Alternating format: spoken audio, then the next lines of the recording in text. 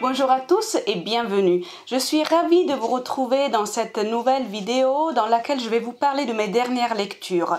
On est au tout début du mois d'avril, donc je me suis dit que j'avais envie de partager avec vous des impressions sur les livres que j'ai lus entre le 1er janvier 2021 et la fin du mois de mars.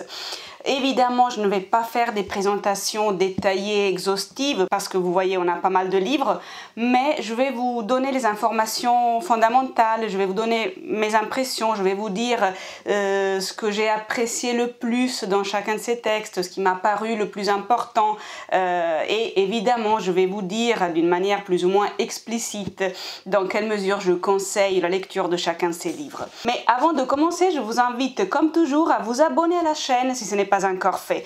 Vous vous demandez peut-être pourquoi je vous le demande dans chaque vidéo, pourquoi j'insiste autant, pourquoi c'est si important que ça pour moi.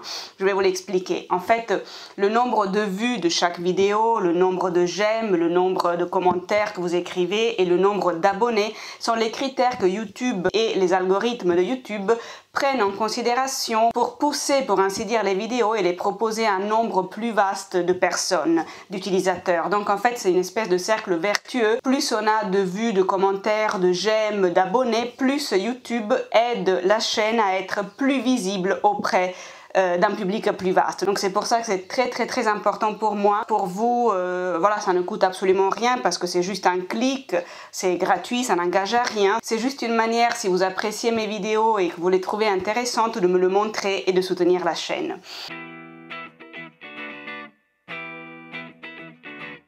Parlons donc de mes lectures. Alors, en ce début d'année, j'ai lu 9 livres. J'en ai commencé un 10e, L'art de la joie de Goliarda Sapienza, mais comme je ne l'ai pas encore fini, je ne vais pas le présenter aujourd'hui. Alors, 9 livres, évidemment, ce n'est pas énorme. C'est un chiffre décent, pour ainsi dire, mais évidemment, ce n'est pas énorme. J'aurais voulu lire plus, j'aurais voulu avoir le temps de lire plus. Pour la lecture, comme pour tout le reste, c'est surtout une question de qualité, bien évidemment. Qualité des livres qu'on lit et qualité de l'activité de lecture en elle-même. Ce n'est pas une compétition, mais c'est vrai aussi que pour ceux qui travaillent ou qui souhaitent travailler dans le secteur de la culture, dans l'édition, dans la traduction, il est important d'avoir la culture la plus vaste possible, donc de connaître l'histoire de la littérature, de connaître les classiques, mais aussi d'être à jour sur les actualités littéraires, sur ce que la littérature contemporaine produit. Donc c'est pour ça que dans ce sens-là, évidemment, c'est une question de qualité, mais c'est aussi une question de quantité. Après, voilà, comme tout le monde, on fait en fonction de ce qu'on peut. Mais voilà, c'est pour ça qu'idéalement, je voudrais lire bien et beaucoup. Je vais vous présenter ces livres donc à partir du premier que j'ai lu jusqu'au dernier. Ce n'est pas un classement en fonction de mes préférences. Le premier livre que j'ai lu cette année est Une affaire personnelle de Beppe Fenoglio. Moi, je l'ai lu en italien, mais il est disponible en traduction française. Le titre complet de cette œuvre publiée chez Gallimard est Une affaire personnelle et autres récits. L'original a été publié posthume en 1963. Au cours d'une mission, Milton, qui est un jeune partisan, passe devant l'habitation où vivait Fulvia, la jeune fille qu'il aimait et qu'il aime toujours. Il apprend que après son départ, son ami Giorgio rendait visite à Fulvia assez fréquemment. Donc il décide d'aller le questionner sur ce sujet, mais à ce moment-là, il apprend que Giorgio a été pris par les fascistes. Ce livre occupe une place toute particulière dans la production de son auteur, mais aussi dans la production littéraire des auteurs en général de sa génération. Il s'agit d'un texte qui s'inscrit dans le cadre de la littérature de la résistance. C'est un texte que j'ai beaucoup aimé, que je vous conseille certainement. Et avant de passer au livre suivant, je voudrais terminer justement avec une petite réflexion inspirée par le titre de ce livre. Derrière les chiffres des victimes de toutes les catastrophes, de toutes les guerres et même de la pandémie qu'on est en train de vivre actuellement, il y a toujours des personnes, il y a toujours des vies. C'est une perspective, c'est un point de vue qu'on devrait toujours garder en tête pour donner la juste valeur aux choses et pour avoir le bon point de vue sur les choses, à mon sens. Les chiffres ne sont jamais que des chiffres. Derrière chaque chiffre, il y a une affaire personnelle. Le deuxième livre dont je vais vous parler est Alegría de Manuel Vilas. Il s'agit d'un texte d'un auteur espagnol. L'original a été publié en 2019, mais vous voyez, il est traduit en français. Moi d'ailleurs, dans ce cas-là, j'ai lu la traduction française et non pas l'original, parce que début janvier, j'ai été l'interprète de l'auteur lors de la présentation de la traduction française de ce texte ici à Paris. Donc voilà, c'était préférable pour moi de le lire en français. C'est un texte que j'ai beaucoup aimé, que je vous conseille. Je ne vais pas vous en parler très longuement parce que j'ai consacré une vidéo entière à ce livre, donc je vous renvoie à cette vidéo pour avoir plus de détails, plus d'informations. Je vais juste souligner ce que j'ai aimé particulièrement dans ce livre, c'est-à-dire la sensibilité toute particulière que l'auteur a vis-à-vis des questions les plus profondes, les plus essentielles de la vie humaine, de l'existence, et sa capacité de l'exprimer à travers une prose extrêmement poétique. Le troisième livre que j'ai lu cette année est La douleur de Marguerite Duras. Dans ce cas-là, j'ai lu l'original français, bien évidemment. Il s'agit d'un texte qui a été publié pour la première fois en 1985. C'est un recueil de 6 textes.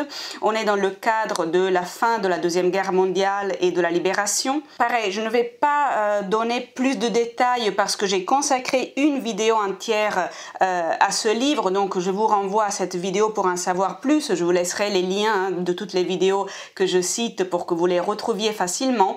Je vais juste vous dire que c'est un livre que je n'ai pas adoré, une lecture intéressante, ça oui, bien sûr, une lecture intéressante, mais un livre qui ne m'a pas particulièrement marqué.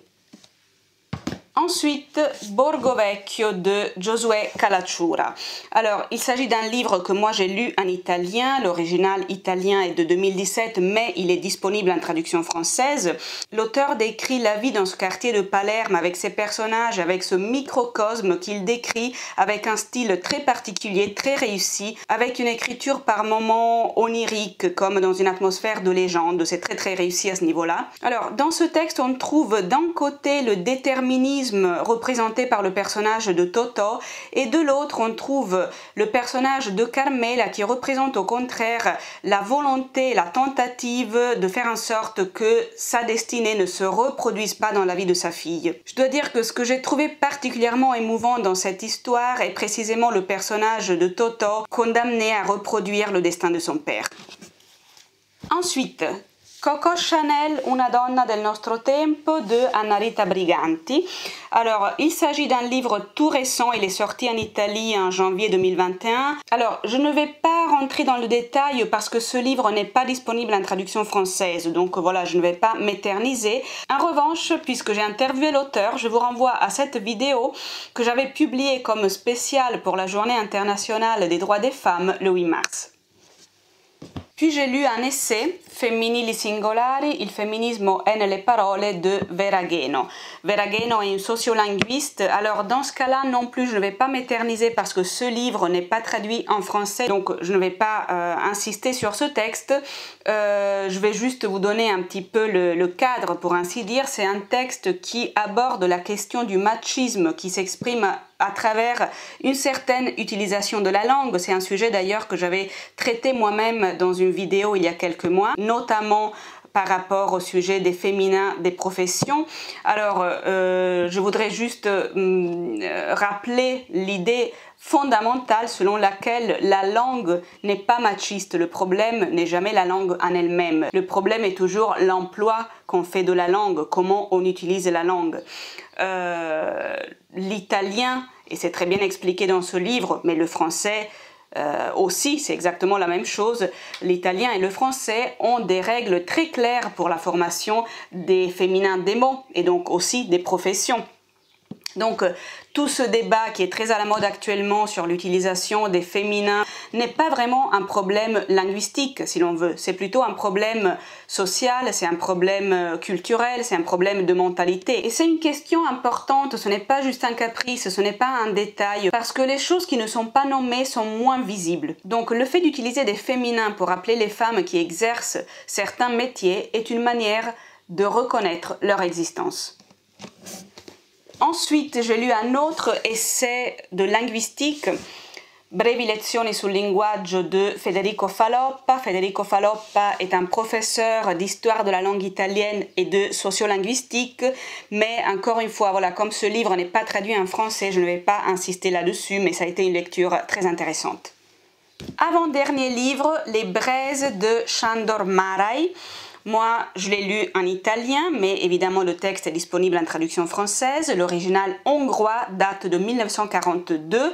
Il s'agit de la confrontation dramatique entre deux personnages qui ont été très amis, très proches, liés par une amitié vraiment fraternelle, très particulière, très forte, et qui se retrouvent après 41 ans pour une soirée dans laquelle ils évoquent le passé, ils évoquent un certain secret, ils évoquent les raisons qui les ont éloignés pendant 41 ans. Alors dans ce cas, il s'agit d'une lecture intéressante, absolument intéressante, mais il s'agit d'un livre que je n'ai pas adoré.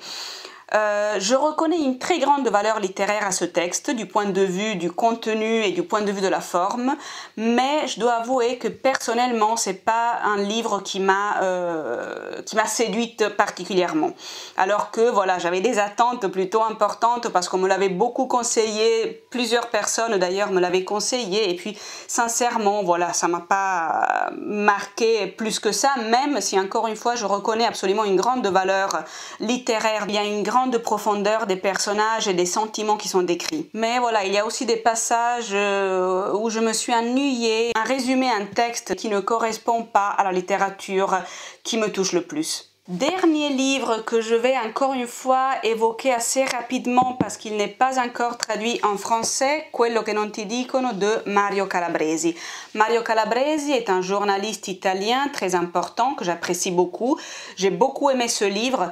Il s'agit de l'histoire assez méconnue même en Italie en fait de Carlo Saronio, qui est un jeune Milanais qui a été enlevé et tué en 1975 à l'époque où l'Italie commençait à être ensanglantée par le terrorisme. Voilà, un livre très intéressant. Si jamais vous lisez l'italien, je vous le conseille. Voilà, j'espère que cette vidéo vous a plu. On a parlé de plusieurs livres. C'est vrai qu'il y en a quelques-uns qui n'existent pas en français, c'est dommage, mais il y en a d'autres que j'ai mentionnés qui existent bien sûr en français. Donc j'espère que ça vous aura donné quelques idées pour vos prochaines lectures. Alors dites-moi dans les commentaires ci-dessous quel livre vous êtes en train de lire en ce moment et surtout, évidemment, abonnez-vous à la chaîne. À bientôt.